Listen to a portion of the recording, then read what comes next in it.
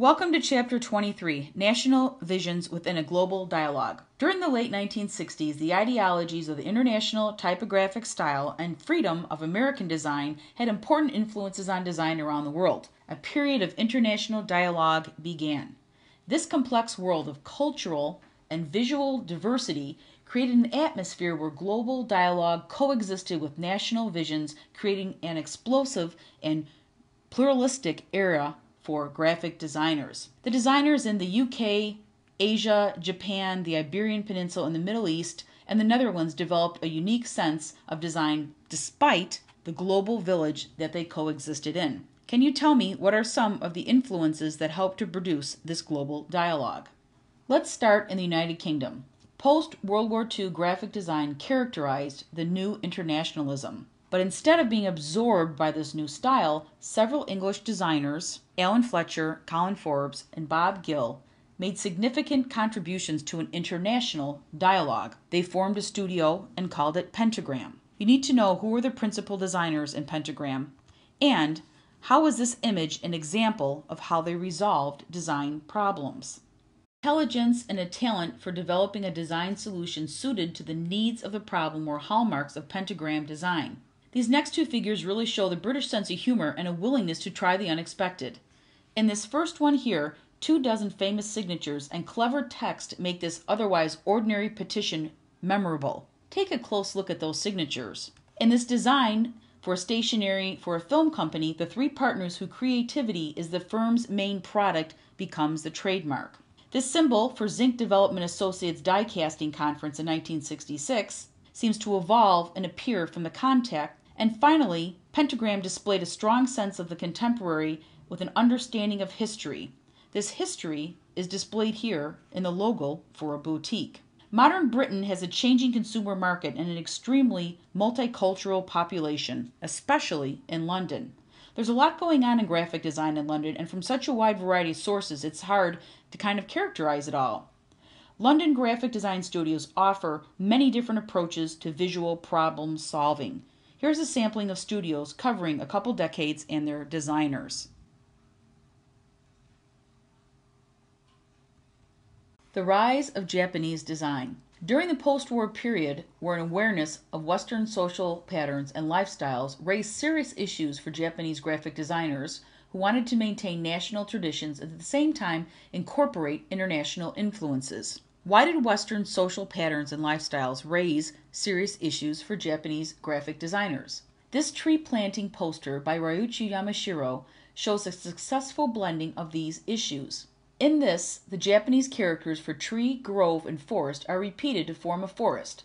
Notice the gentle curve of the line which separates forest from meadow. Yasuka Kamakura was a designer who was influential. He was nicknamed Boss. He taught his peers that visual communication did not have to be hand-drawn, which was the belief at the time in Japan, and dispelled the notion that applied arts were inferior to fine art as Japanese designers evolved. Can you tell me what organizations did he found and why were they important? His work is a blending of traditional with modern ideals.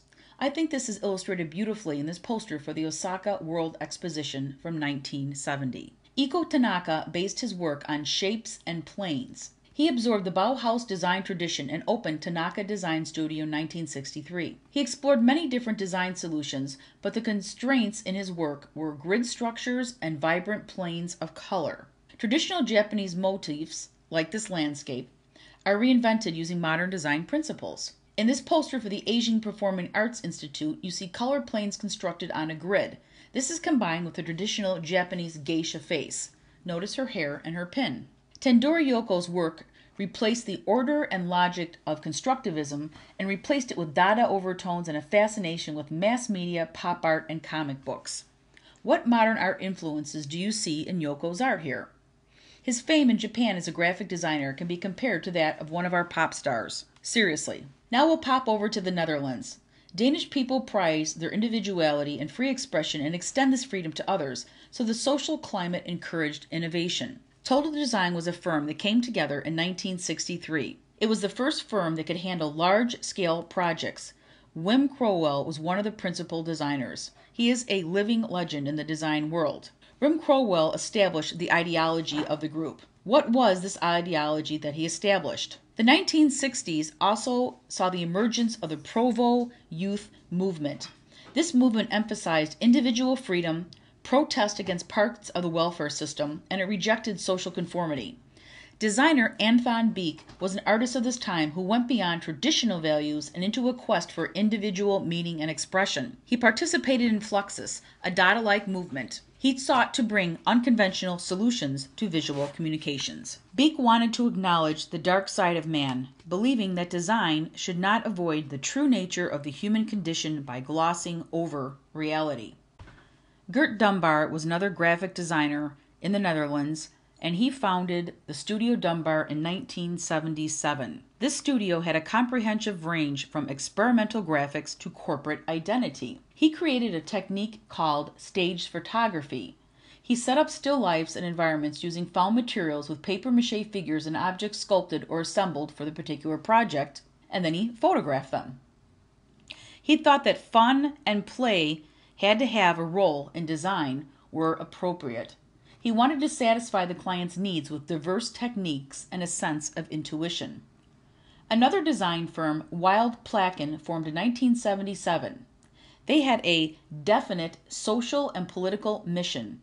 They created designs for clients actively seeking social or political change. They addressed racism in this film festival poster. Their work evolved from a closed text where viewers could only interpret the message one way to open text, which gave viewers more freedom of imagination to interpret the message. This is an example of an open text message, and the previous image here is an example of a closed text message. The creativity and vitality of Studio Dunbar, hard working, and Wild Placken inspired a generation of Dutch designers as well as spurred designers in other countries to push the limits of the printed page. Time to move on to the new conceptual poster. Design still thrives in the internet age, especially in the area of print design. Here are a few of the designers mentioned in the text and their works. Designer Git Kath works in Denmark. Her posters usually take several months to produce. She collects materials, arranges them, photographs them, may add paint, and then introduces texts. Luba Lakova is another designer who's won many awards for her works. What subjects did she address as a designer?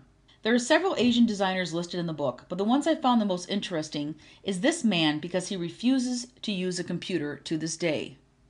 Makoto Sayato. I love this quote. No matter how fast a computer can work, my imagination is much faster. He has also said of his work that 10 different people looking at his work can see 10 different things, and I think this is very applicable. This brings us to Stefan Sagmeister. What a powerhouse in the world of design.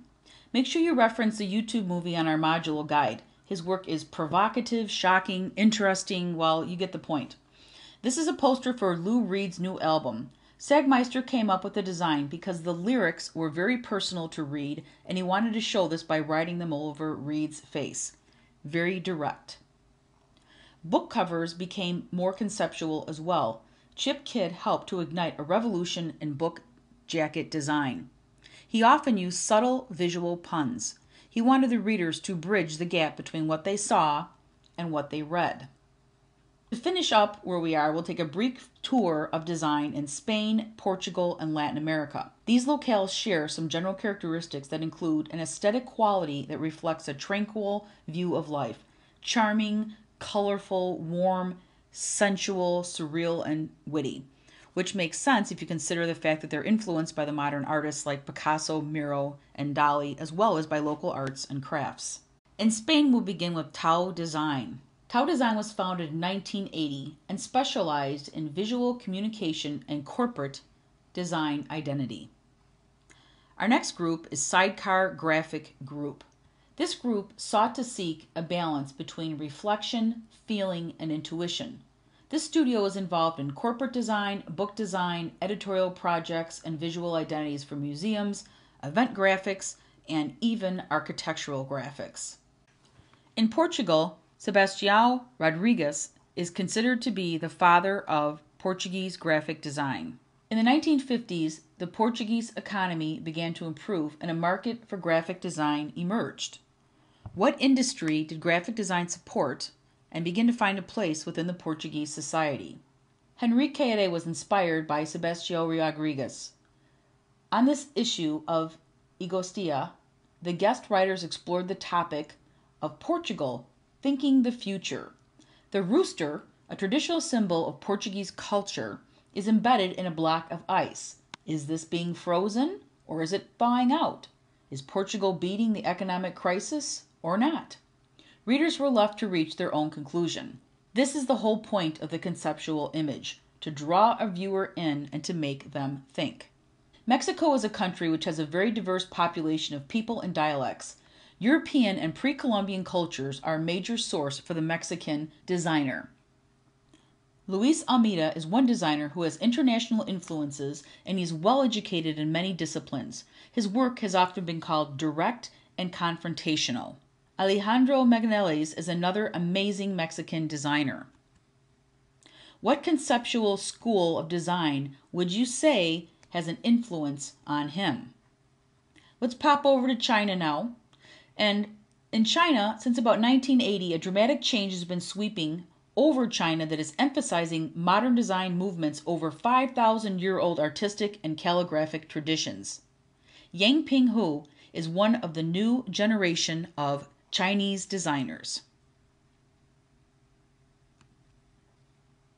Some incredible work is also being done in the Middle East. Morteza Momayes is considered the father of Iranian graphic design. He was influenced heavily by the Swiss school while studying in Paris in the 1960s. He combined this influence, the influence of the Polish poster, and then developed his own style further, drawing from Iran's distinctive visual culture. He drew upon Iran's century-old tradition of calligraphy and illustration. Iran also has a rich history and tradition of prose and storytelling, and he established the Iranian Graphic Designers Society. Sadly, he passed away in 2005, but his legacy will live on forever. And last on our tour is a voice from Africa. Chaz Mayaving Davies is known for his human rights series of posters. He initially financed this series himself until the tab was picked up by the United Nations. He was that serious and is that serious about making a difference in the world. He believes that design is a powerful tool for social change, and he is Africa's best-known graphic designer. So in conclusion, there are still so many designers in so many countries that deserve recognition. Be assured that as developments continue in digital technology, visual communications will continue to evolve. New designers will come on the scene and revitalize and redefine their profession. Maybe one of those designers is right here, right now, listening to my voice and watching our movies and enjoying your History of Graphic Design course. Thank you.